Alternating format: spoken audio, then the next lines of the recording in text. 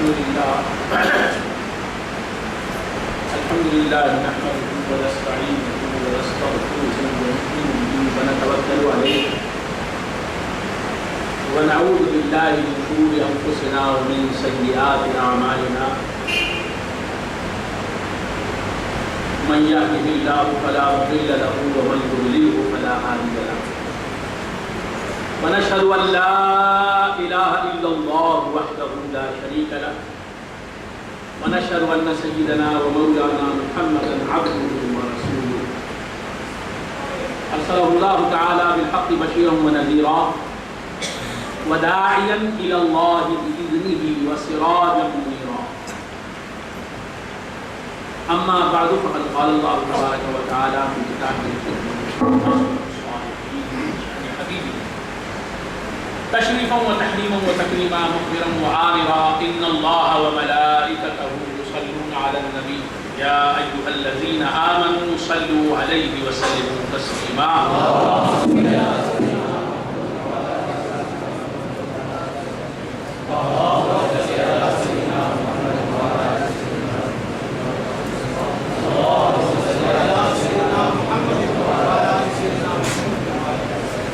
اما بعد فقد قال الله تبارك وتعالى في كتابه الحكيم في محكم تنزيله سبحان الذي اسرى بعبده ليلا من المسجد الحرام الى المسجد الاقصى الذي باركنا حوله لنريه من آياتنا إنه هو السميع البصير صدق الله مولانا العظيم وصدق رسوله النبي الكريم وبلغنا ونحن الشاهدين والشاكرين والحمد لله رب العالمين.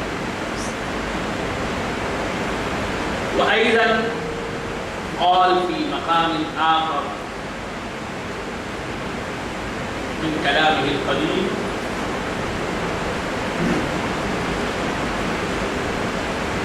والنجم إذا هوى ما ضل صاحبكم وما غوى وما ينطق عن الهوى إن هو إلا وحي يوحى علمه شديد القوى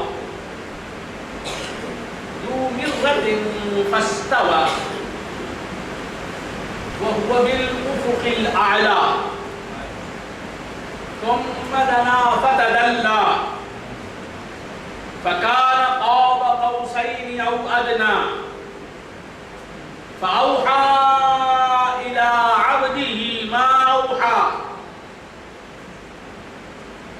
ما زاغ البصر وما طغى ما كذب الفؤاد ما رأى ما زاغ البصر وما طغى أفتمارونه على ما يرى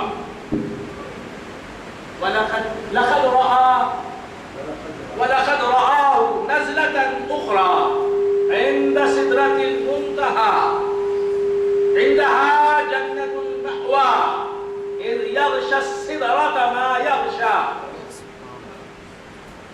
ما زاغ البصر وما طغى لقد رأى من آيات ربه الكبرى.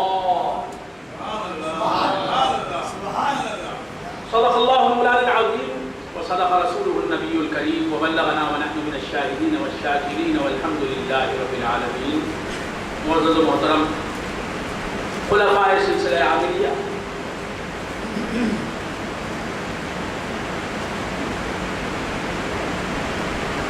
برادران طریقت، حاضرین محفل، حق تعالیٰ کا بے انتہا فضل و کرم ہے کہ اس نے ہمیں سرکار دو عالم صلی اللہ تعالیٰ علیہ وآلہ وآصحابہ وسلم کی امت میں پیدا فرمایا اور ہمیں آپ کا امتی ہونے کا فخر عطا فرمایا. آج کی رات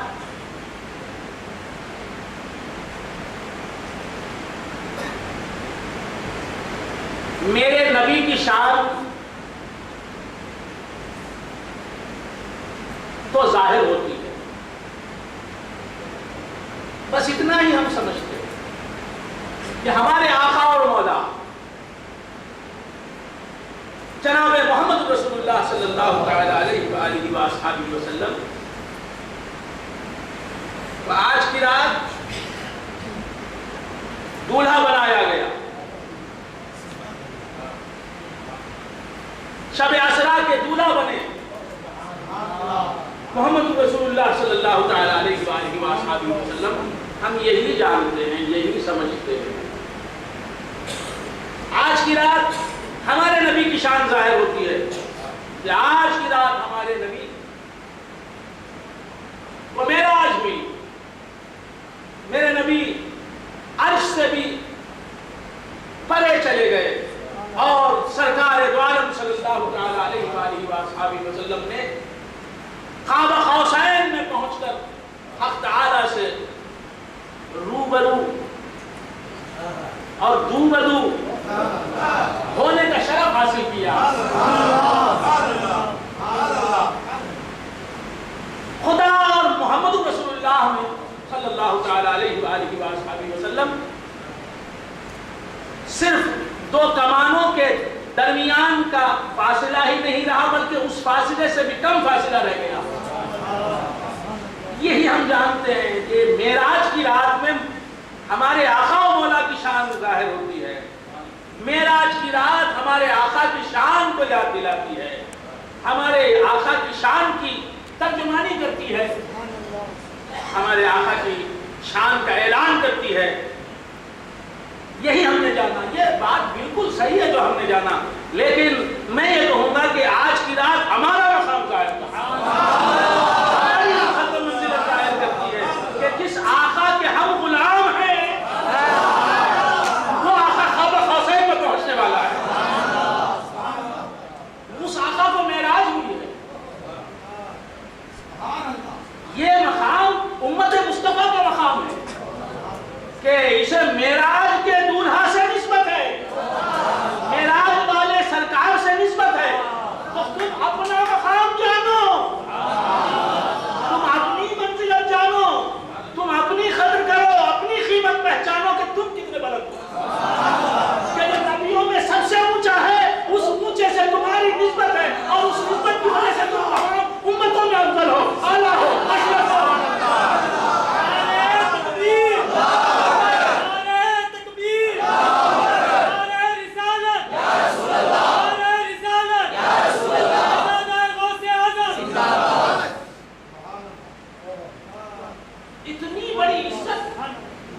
اتنا بڑا شرف, اتنے بڑے مقام سے اللہ تعالیٰ نے ہمارے آقا جناب محمد رسول اللہ صلی اللہ تعالی علیہ وآلہ وآصحابہ وسلم کو نوازا,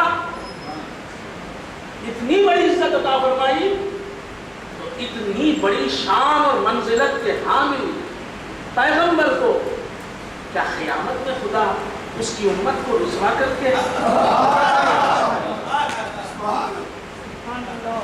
اس کی امت کو ذلیل و خوار کر کے تمام امتوں کے سامنے اس کا دل دکھائے گا, اس کا دل میلا کرے گا؟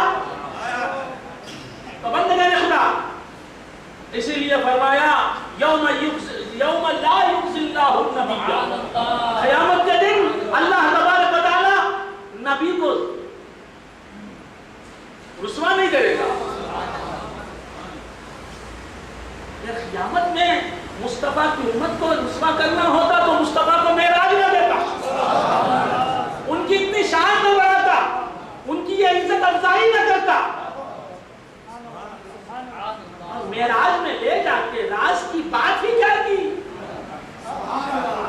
محبوب تو مجھے اتنا چاہتا ہے, میں تجھے اتنا چاہتا ہوں, میں تیرا چاہنے والا اور مجھ سے زیادہ تجھ سے زیادہ میرا کوئی عزیز نہیں, تجھ سے زیادہ میرا کوئی محبوب نہیں, اور تیری محبوب ہے تو تیری امت, تیری خاطر تیری امت بھی تو پیاری ہے. تیری امت میں میں تجھی کو تو دیکھتا ہوں, تیری امت کے چہرے آئی ہیں تو دیکھتا ہوں. ایسا کون سا امتی ہے تیرا محبوب جس میں تیری جھلک نہ نظر آئے؟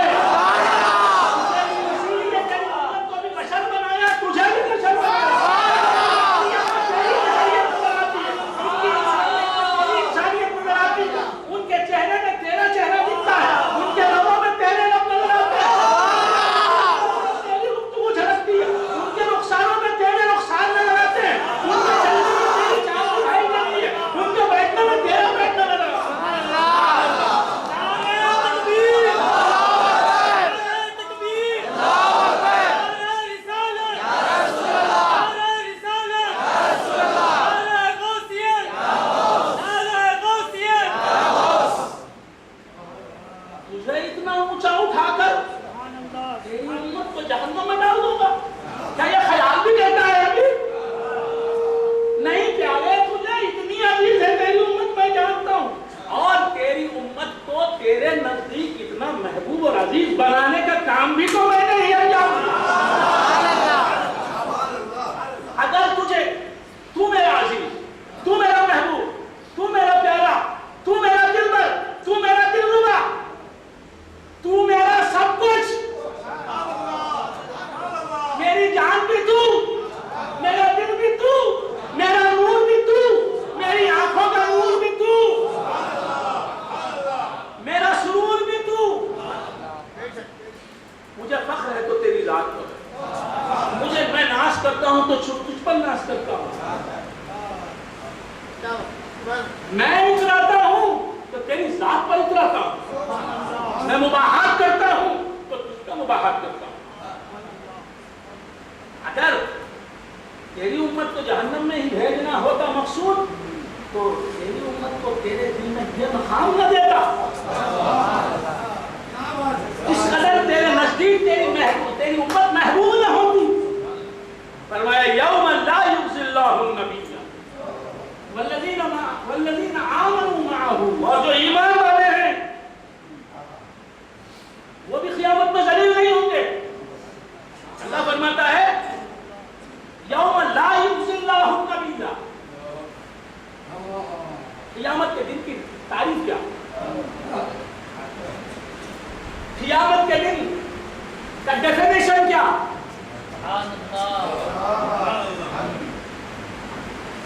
ڈے آف ججمنٹ، ججمنٹ جسے کہتے ہیں، ججمنٹ کا ڈے اور دن، قیامت، روز حساب، روز جزا جسے کہتے ہیں، فیصلے کا دن کسے کہتے ہیں؟ اللہ تعالیٰ سے پوچھو وہ کیا دن ہے۔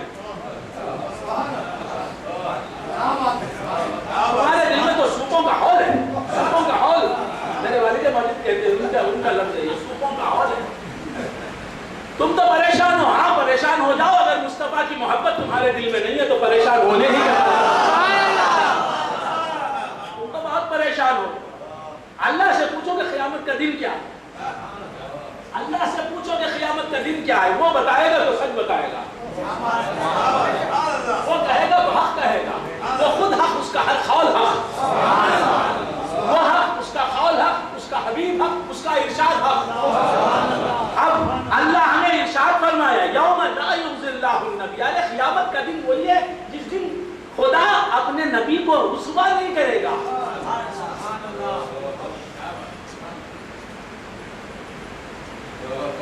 اور یہیں تک بات ختم نہیں کی،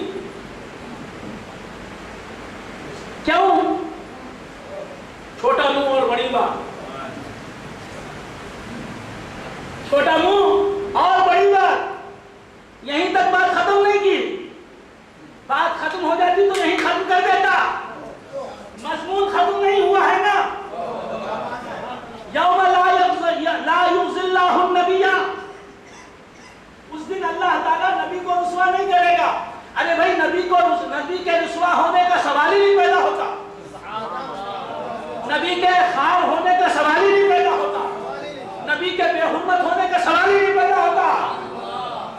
حرمتیں جس کے نور سے پیدا ہوئی ہیں،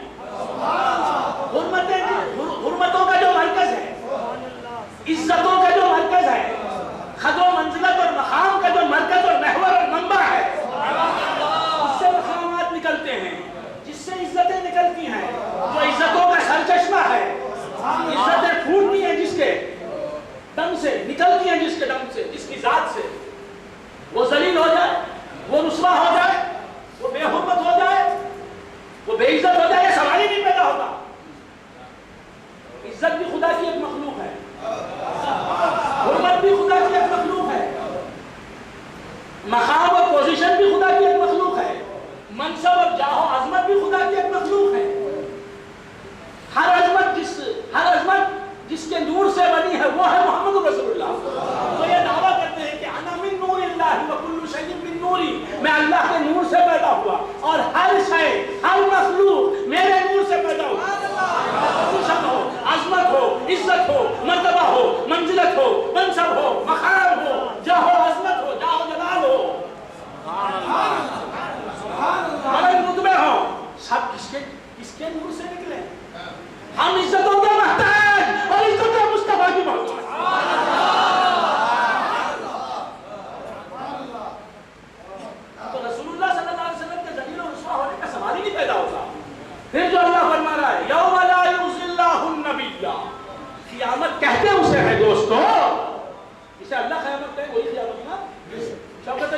قیامت ہے کیا؟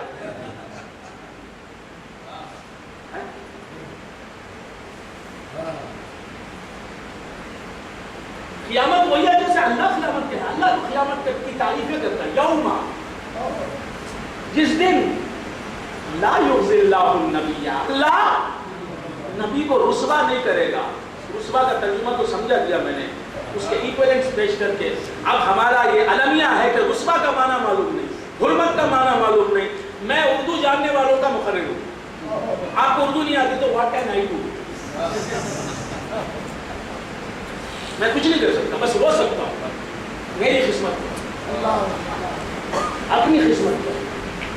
تو بہت سے احباب میں جانتا ہوں، قسم کھا کے کہہ سکتا ہوں کہ رسوا کا معنی دے ڈونٹ نو. اب میں اسے کیا کر سکتا ہوں؟ مگر پھر بھی آپ کی محبتوں کا ممنون ہوں، تہہ دل سے شکر گزار ہوں کہ آپ چلے آئے. میرے دوستو جب چلے آئے اور مجھ سے محبت ہے تو میری زبان بھی سیکھ لو. اس سے پیار ہو جاتا ہے نا، اس سے لاو ہو جاتا ہے نا. اس کی زبان بھی سیکھ لیتے ہیں، چاہے وہ زبان فرانسیسی ہی کیوں نہ ہو. اگر آپ کو مجھ سے پیار ہو گیا ہے تو براہ کرم میری زبان اردو، میری بولی سیکھ لیں. تو عرض کر رہا تھا، تو عرض کر رہا تھا، کیا عرض کر رہا تھا؟ نبی کے رسوا ہونے کا تو سوال ہی نہیں پیدا ہوتا. پھر اللہ رب العزت فرماتا یوم لا یخزی اللہ النبی. قیامت کا دن وہ دن ہے، ججمنٹ کا دن وہ دن ہے جب اللہ تبارک و تعالیٰ، جس دن اللہ تبارک و تعالیٰ نبی کو رسوا نہیں فرمائے گا. بات یہیں تک ختم نہیں ہوئی، بات یہیں تک ختم نہیں ہوئی، کیونکہ نبی کا تو رسوا ہونے کا سوال ہی نہیں. اب سمجھانا، سمجھنا ہے تو کیا سمجھنا ہے؟ والذین آمنوا معہ، اور ایمان والوں کو بھی رسوا نہیں کرے گا. اللہ تعالیٰ ایمان والوں کو رسوا نہیں کرے گا. تو معلوم یہ ہوا ایمان والے اگر ذلیل ہو جائیں تو لوگ کیا سوچیں گے؟ بات سمجھ میں آ رہی ہے؟ تو معلوم یہ ہوا کہ ایمان والوں کو ذلیل نہ کر کے، ایمان والوں کو رسوا نہ کر کے نبی کا مقام بتا دے گا آپ تبارک و تعالیٰ کہ میرے نبی کا کیا مقام ہے، کیا عزت ہے دیکھو کہ اس کے غلاموں کی یہ مقام ہے، منزلت ہے. تو بندگان خدا سے کہا تھا قیامت کے دن کی تعریف یہ کی، یہ ڈیفینیشن پیش کیا کہ قیامت کا دن وہ دن ہے جب اللہ تبارک و تعالیٰ نبی یعنی محمد رسول اللہ صلی اللہ علیہ وسلم کو رسوا نہیں کرے گا، اور ایمان والوں کو بس اتنا ہی نہیں کہا والذین آمنوا معہ، وہ ایمان والے جو ان کے ساتھ ہیں. تو معلوم ہے ایمان کی وجہ سے ہم قیامت میں ذلت و رسوائی سے، بدنامی سے، بے عزتی سے، بے حرمتی سے نہیں بچیں گے، بلکہ محمد رسول اللہ کے ساتھ رہنے کی وجہ سے.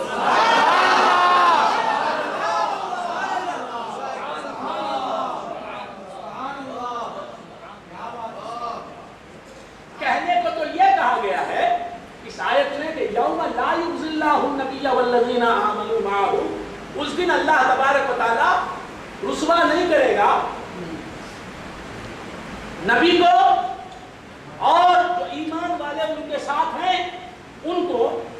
کہنے کو تو یوں کہا گیا، مطلب یہ ہے کہ اس دن اللہ تعالیٰ نبی کی شان بتائے گا، نبی کو عزت دے گا، نبی کو مقام دے گا، ان کے غلاموں کو عزت دے کر، ان کے غلاموں کو جنت دے کر، کہ سب سے زیادہ تعداد میں جنت میں جانے والے محمد رسول اللہ کے امتی ہوں گے.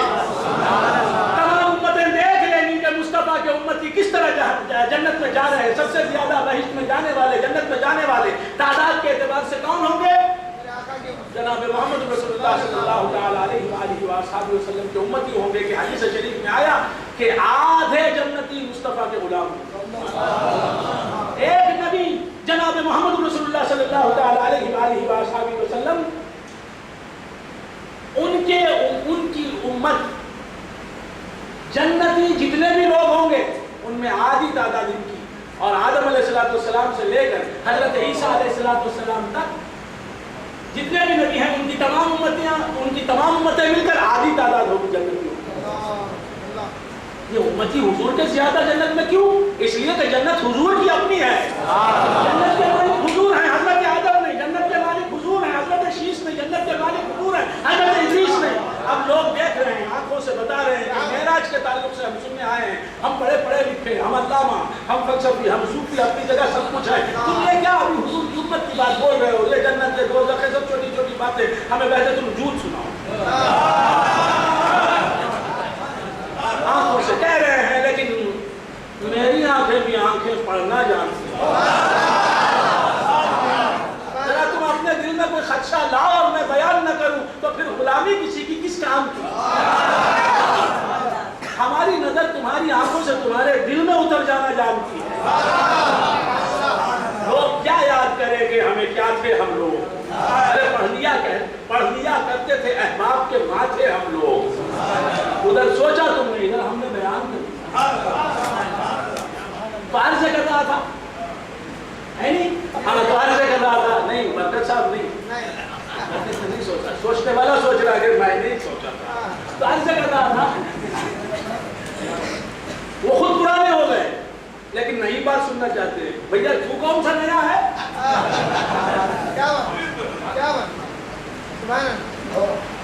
تو خود پرانا ہو گیا. یہی بات اچھی بات ہے. تو کیا آج کر رہا تھا بھول گئے؟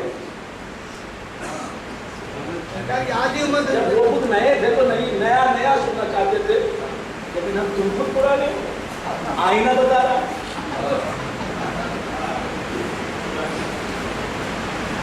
تو کیا آج کر رہا تھا بھول گیا ہوگا. یہ آدھی امت حضور کی امت، آدھے جنت کی حضور کی امت کی. کیوں؟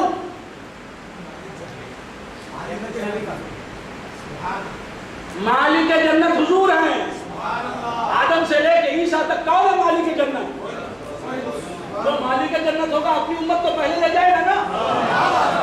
اسی لیے یہ بھی روایت میں آئے کہ سب سے پہلے حضور جنت میں داخل ہوں گے اور سب سے پہلے حضور کی امت جنت میں داخل ہوگی.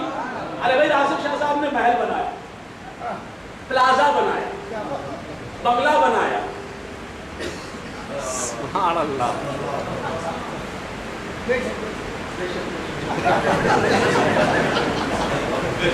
اردو سمجھنے کی کوشش کر رہے ہیں، خوش بھی ہو رہے ہیں. میرے جملے سمجھ میں آ رہے تو خوش بھی ہو رہے ہیں. تو چلو بھائی یہ زبان سمجھ میں بھی آ رہی ہے، ہم اس قابل تو بن رہے ہیں. زبان بھی سمجھ رہے ہیں، تقریر بھی کچھ سمجھ میں آ رہی ہے، کچھ لوگوں کی واہ واہ بھی ہمیں سمجھا رہی ہے. تو کیا کر رہا تھا بھول گیا ہوگا. روایتوں میں آیا کہ سب سے پہلے حضرت آدم علیہ السلام کی امت جنت میں نہیں جائے گی، مجال نہیں جانے کی. کیا تعلق ہے حضرت آدم علیہ السلام کی امت کو جنت سے؟ وہ تو طفیلی ہیں. حضرت شیش کی امت آئی تو پہلے دنیا میں، آئی تو پہلے دنیا میں. اور حضرت آدم علیہ السلام جنت میں پیدا ہوئے. میرے آقا جنت میں پیدا نہیں ہوئے. وجہ کیا؟ اگر وہ جنت میں ہو جاتے تو ہم سب جنت میں کیسے جاتے؟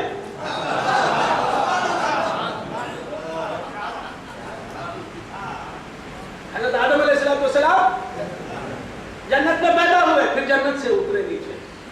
میرے نبی کی یہ شان نہیں ہے کہ جنت میں پہنچے پھر آ جائیں. سبحان اللہ. اور حضرت آدم جنت میں پہنچے، جنت میں پیدا ہوئے.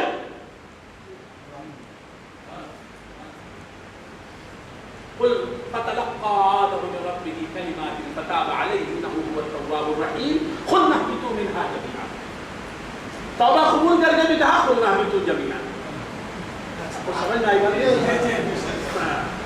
جتنے بھی بیٹھے ہیں ان میں کوئی دلیوں والا نہیں ہے. اگر ہوتا نا تو یہ مسجد کی چھت نہیں رہتی. اب آئے ہیں بھی تو کچھ ادھر ادھر گھومنے نکل گئے. رات میں مدینہ بیچ کی طرف چلے گئے. تو کیا عرض کر رہا تھا؟ بھول گئے آپ حضرات. یہ مدراس والے مہذب سویلائزڈ انرجی ویسٹ نہیں کرتے. جیتے بھی کمائیں گے پھر انرجی زیادہ ویسٹ ہو جائے گی. زندہ بھی کم رہتے ہیں, زندگی میں بھی انرجی ویسٹ ہو جائے 50-40 انرجی کا بہت خیال رہتا ہے. ہاں تو کیا اس کا بھول گیا بول رہا. They don't want to waste their energy. ہاں تو کیا اس کر رہا تھا. اب بابا بولے گے تو انرجی کتنی نکل جائے گی.